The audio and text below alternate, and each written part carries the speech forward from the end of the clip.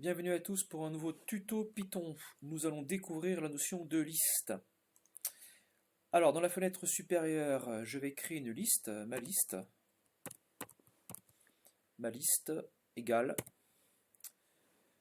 La syntaxe c'est entre crochets, et puis ma liste va contenir par exemple des mots qui vont être abricot. Ici, donc, c'est une chaîne de caractères. Le deuxième objet, ça va être la chaîne de caractères beurre, B-E-U-2-R-E. Troisième objet, ça va être encore une chaîne de caractères, mettons cerise. On va peut-être s'arrêter là.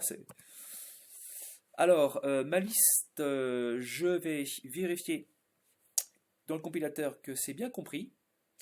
Run current script, donc évidemment il n'y a rien qui va se passer, hein. Par contre, je peux print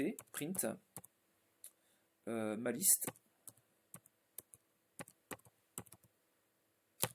enter, et là j'ai la liste abricot, beurre, cerise qui s'affiche. Alors une petite remarque, c'est que ma liste contient 3 objets. Alors pour avoir accès au premier objet de ma liste, alors volontairement, bon, je fais comme un élève là. Le premier objet, je pense que c'est ma liste numéro 1, ma liste entre crochets 1, et puis malheureusement, ça ne marche pas. Ma liste numéro 1 donne le mot beurre, c'est-à-dire le deuxième objet de ma liste.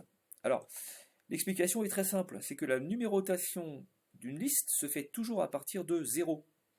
Donc, le premier objet d'une liste, c'est l'objet numéro 0, le suivant numéro 1, le suivant numéro 2. Donc c'est tout bête, il suffit simplement de le savoir. Par exemple, ma liste, si je veux avoir accès au mot, par exemple, cerise, c'est ma liste, numéro, je compte 0, 0 ici, numéro 0, numéro 1, numéro 2.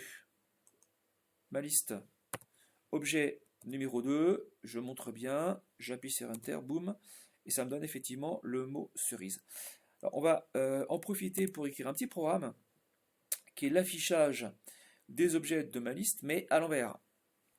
Alors comment faire? Bon, par une boucle while par exemple, il y a une autre méthode qui est possible, mais bon, pour l'instant on n'a vu que les boucles while, donc on va se contenter des boucles while, d'une boucle while.